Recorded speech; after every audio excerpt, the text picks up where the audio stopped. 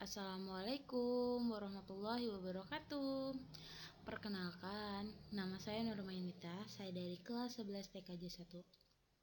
Saya akan mempresentasikan desain atau prototipe dan kemasan produk, barang, dan jasa.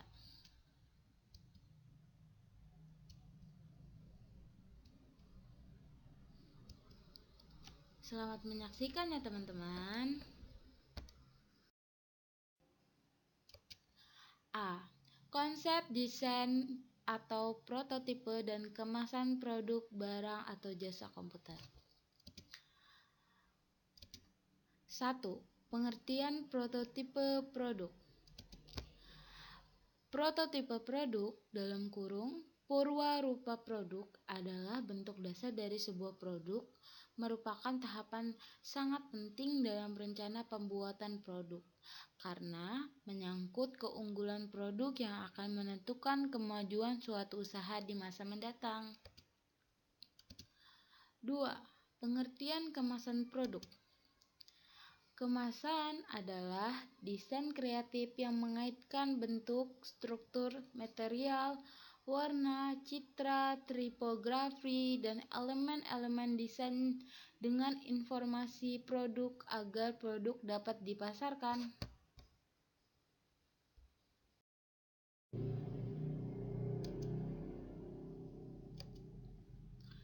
3. Fungsi kemasan produk.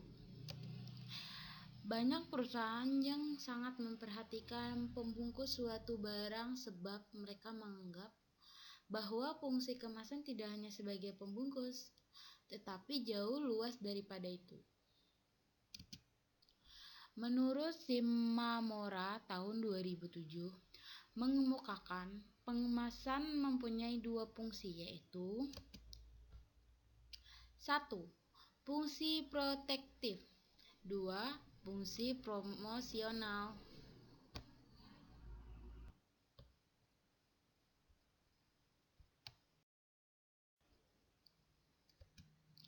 Adapun menurut Kotler tahun 1999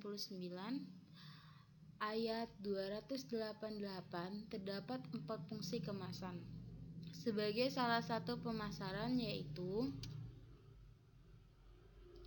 1. Fungsi self-service. 2. Fungsi consumer affluence. 3. Fungsi company and brand image. 4. Fungsi innovation opportunity.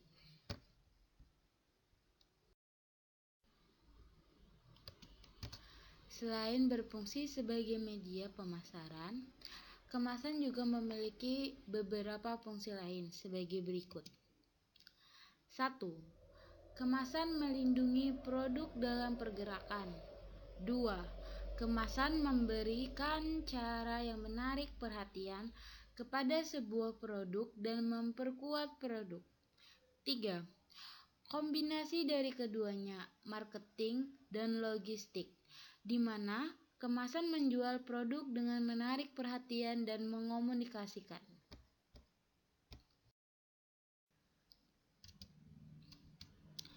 4.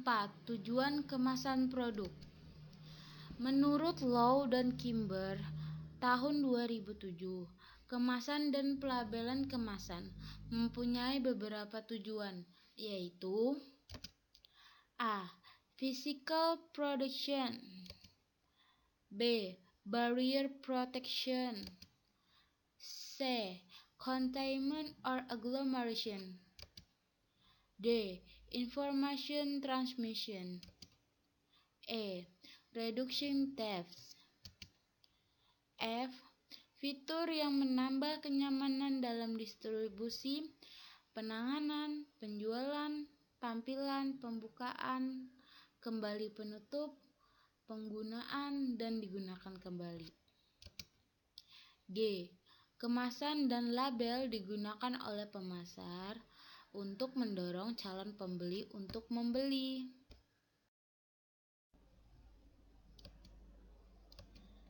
5. Jenis-jenis kemasan. Berdasarkan struktur isi, kemasan dibagi menjadi 3 jenis, yaitu A. Kemasan primer, B. Kemasan sekunder, C. Kemasan tersier dan quarter. Berdasarkan frekuensinya, pemakaian kemasan dibagi menjadi 3 jenis, yaitu kemasan sekali pakai (disposable), B. Kemasan yang dapat dipakai berulang kali (multi-trip), C. Kemasan yang tidak dibuang (semi-disposable).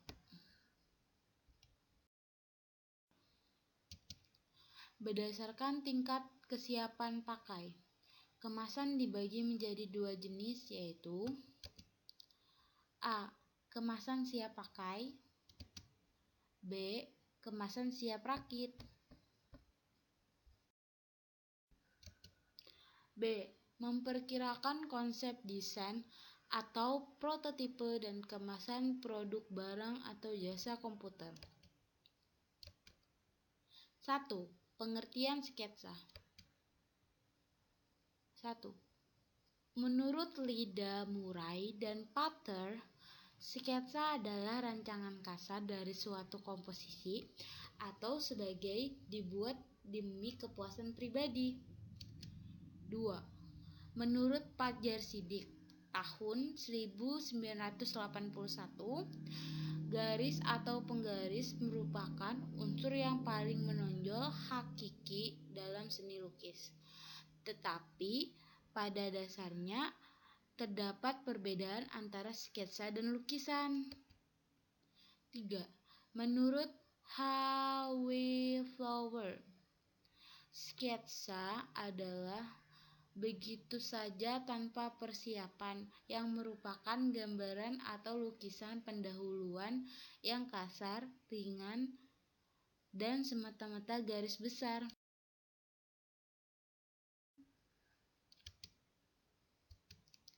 2. Jenis-jenis sketsa. Jenis-jenis sketsa antara lain: A. Gambar garis besar, B. Sketsa cepat, C. Studi citra. 3. Komposisi unsur sketsa. Komposisi atau susunan unsur-unsur dalam seni rupa harus berada pada perbandingan yang tepat agar dihasilkan karya yang pas. Adapun unsur-unsur dalam sketsa antara lain garis, warna, bidang dan bentuk, dan efek pencahayaan.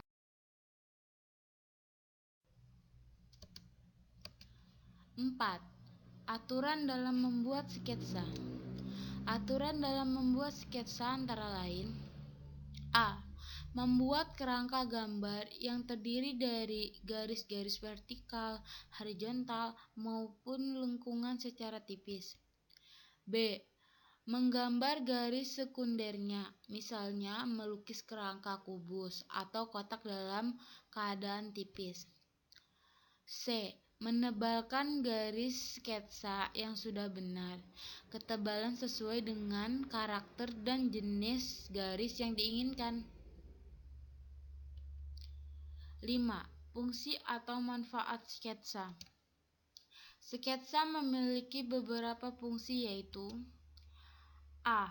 Untuk lebih memfokuskan gambaran atau gagasan tema, B. Meminimalisir kesalahan, C. Mempertajam pengamatan, D. Meningkatkan kemampuan koordinasi hasil pengamatan dan keterampilan tangan, C. Menyajikan desain atau prototipe dan kemasan produk, barang atau jasa komputer. 1.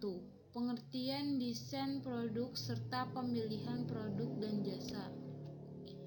Produk dapat diartikan sebagai kepuasan yang ditawarkan produsen (perusahaan) kepada konsumen Untuk mencapai maksud tersebut, perusahaan memfokuskan diri kepada pengembangan keunggulan bersaing melalui strategi bisnis, di antaranya A.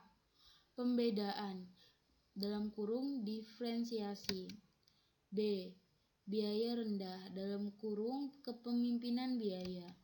C. Respon cepat (rapid response). D. Kombinasi di antara ketiga strategi tersebut. Pemilihan produk adalah proses pemilihan produk atau jasa untuk dapat disajikan pada pelanggan atau klien.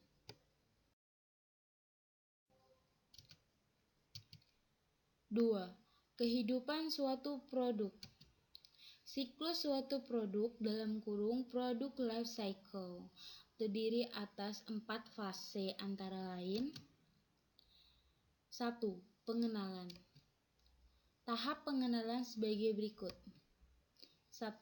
Penjualan masih rendah. 2. Volume pasar berkembang lambat. 3. Persaingan masih relatif kecil. 4. Tingkat kegagalan relatif tinggi. 5. Masih melakukan modifikasi produk. 6. Biaya produk dan pemasaran sangat tinggi. 7. Distribusi yang masih. 2. Pertumbuhan. Tahap pertumbuhan sebagai berikut. 1. Penjualan dan laba meningkat dengan cepat. 2. Promosi mulai dikurangi karena produk sudah dikenal masyarakat. 3. Persaingan menjadi ketat karena persaingan mulai memasuki pasar. Strategi yang digunakan untuk meningkat saluran distribusinya adalah menurunkan harga jual. 3. Kedewasaan. Tahap kedewasaan sebagai berikut. 1. Ditandai dengan tercapainya titik tertinggi dalam penjualan perusahaan. 2. Penjualan sangat sensitif terhadap perubahan perekonomian. 3. Strategi pemasaran kreatif digunakan untuk memperpanjang daur hidup produk, disebut innovative maturity. 4. Penurunan. Tahap penurunan ditunjukkan dengan penjualan perusahaan semakin menurun, disebabkan oleh faktor-faktor seperti perubahan selera pasar dan perubahan teknologi.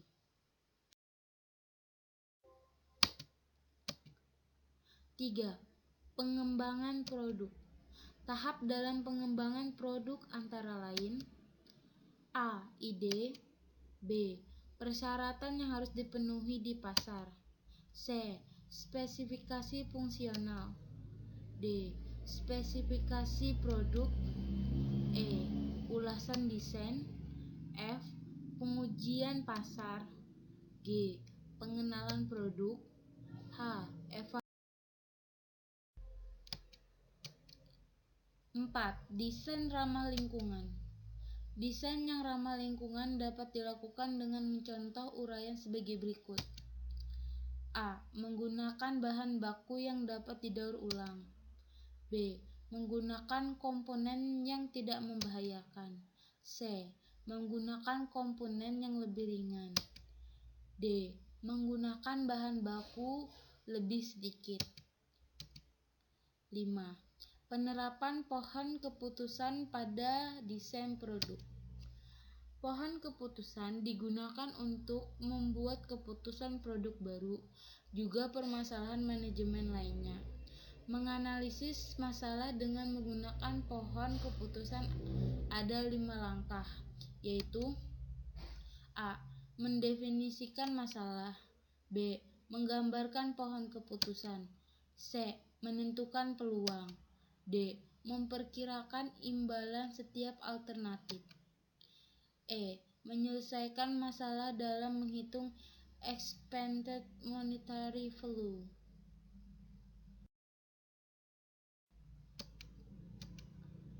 6. Desain jasa. Banyak pembahasan yang memusatkan perhatian yang disebut dengan produk nyata, yaitu barang. Di sisi lain terdapat produk yang tidak nyata, yaitu jasa. Contoh industri jasa adalah perbankan, asuransi, transportasi, dan komunikasi.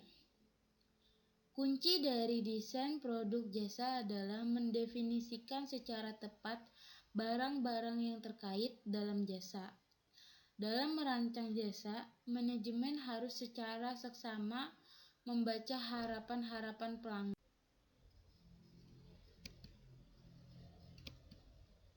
7.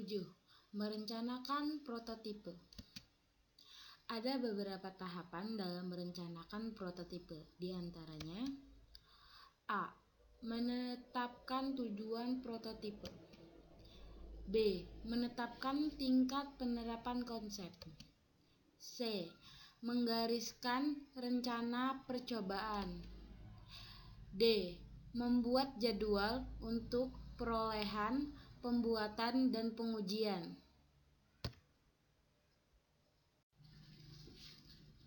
Saya akhiri. Wassalamualaikum warahmatullahi wabarakatuh.